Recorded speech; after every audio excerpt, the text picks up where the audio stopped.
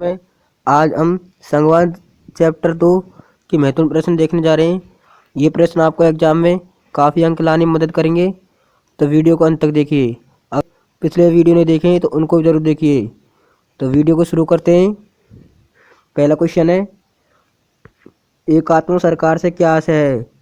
तो इसका उत्तर होगा, जिस देश में एक ही स्तर की सरकार हो एवं समस्त शक्तियों का केंद्र सरकार एक केंद्रीय सरकार में निहित हो। मतलब एक ही स्तर की सरकार हो तो उसे एकात्मक सरकार कहते हैं। और समस्त शक्तियों का केंद्र के पास हो, मतलब समस्त शक्तियाँ केंद्र के पास ही हो, उसे एकात्मक सरकार कहते हैं। एकात्मक सरकार हमारे पड़ोसी देश चीन, इंग्लैंड आदि में है। क्वेश्चन 2 है, संघात्मक शासन से क्या आशय है? ये दोनों क्वेश्चन काफ़ी महत्वपूर्ण है। तो उत्तर होगा, जिस देश में दो या दो से अधिक स्तर की सरकार हो उसे संघात्मक सरकार कहते हैं। मतलब दो या दो से अधिक स्तर की हो, मतलब दो या दो से अधिक स्तर की सरकार हो तो उसे संघात्मक सरकार कहते हैं। जैसे हमारे भारत में है, भारत में संघात्मक सरकार है, पहले तो केंद्र सरकार है फिर राज्य सरकार है। इसी तरह भारत में भी संघात्मक सरकार है। क्वेश्चन 3 है, किन देशों में एकात्म सरकार है? कोई दो के नाम लिखो। ये भी काफी महत्वपूर्ण क्वेश्चन है। तो इंग्लैंड और जापान में एकात्म सरकार है। जो इंग्लैंड और जापान है उसमें एकात्म सरकार है। क्वेश्चन 4 है, किन देशों में संघात्म सरकार है? तो मतलब दो इधर की सरकारें, तो संयुक्त राज्य अमेरिका और भारत में संघात्मक सरकारें हैं। जो संयुक्त राज्य अमेरिका है और भारत में उसमें संघात्मक सरकारें हैं। अगर अभी तक वीडियो देख रहे हैं तो प्लीज़ चैनल को सब्सक्राइब कर लीजिए। क्वेश्चन 5 है,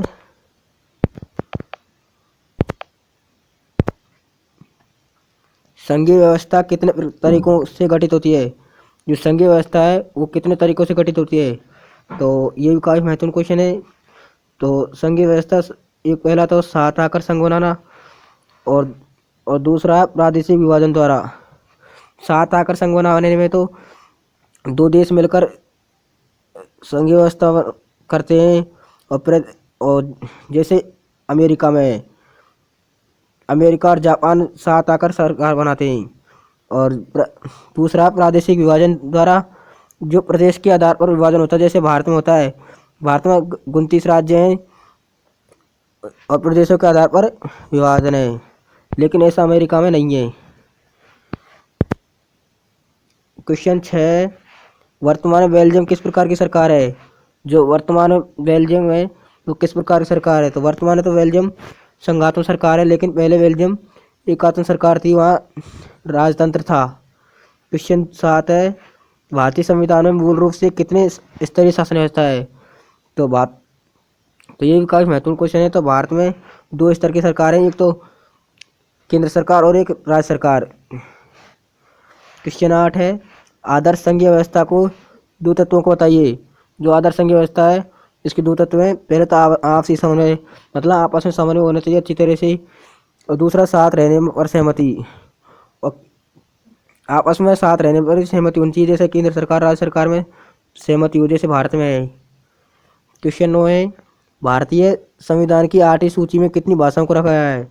ये काफ़ी महत्वपूर्ण क्वेश्चन है।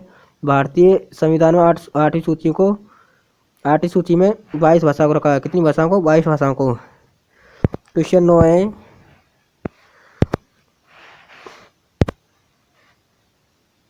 भारत में राज्य पुनर्गठन आयोग की रिपोर्ट कब लागू किया गया? तो ये काफ़ी महत्वपूर्ण क्वेश्चन है।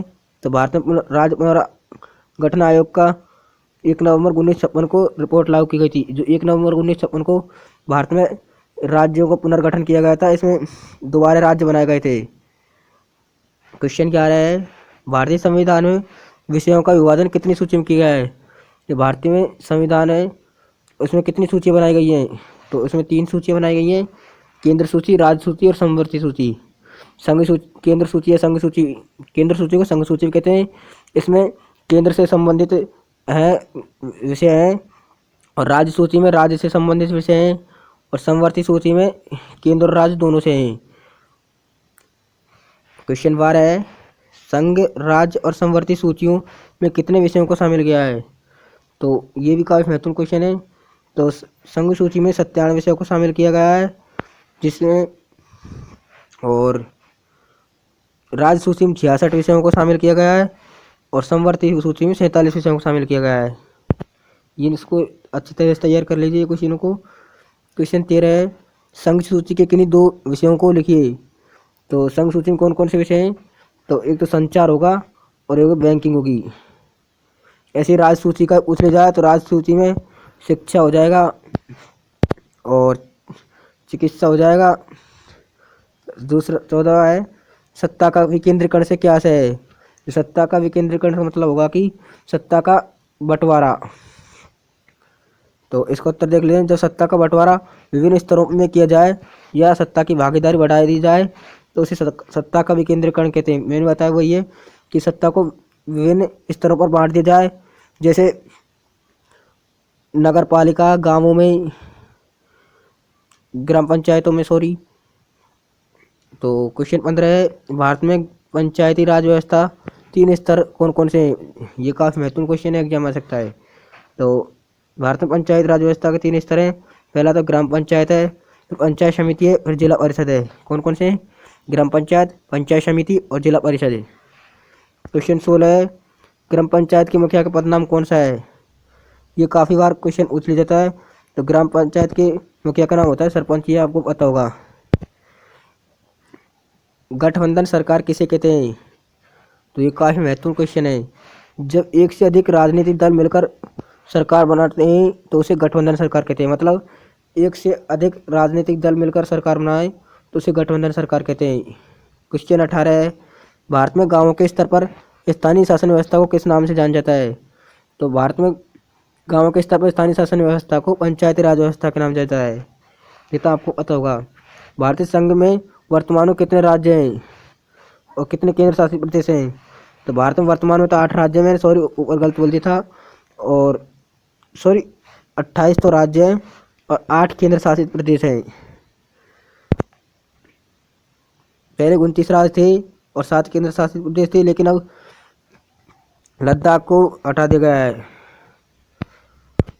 क्वेश्चन 20 है, भारतीय पंचायती राज अधिनियम कब लागू किया गया था?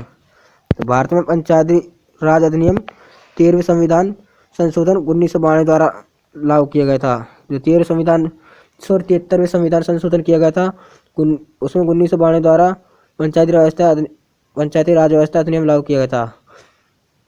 क्वेश्चन 21 है, 73वें संविधान की 2 विशेषता बताइए। ये काफ़ी महत्वपूर्ण क्वेश्चन है।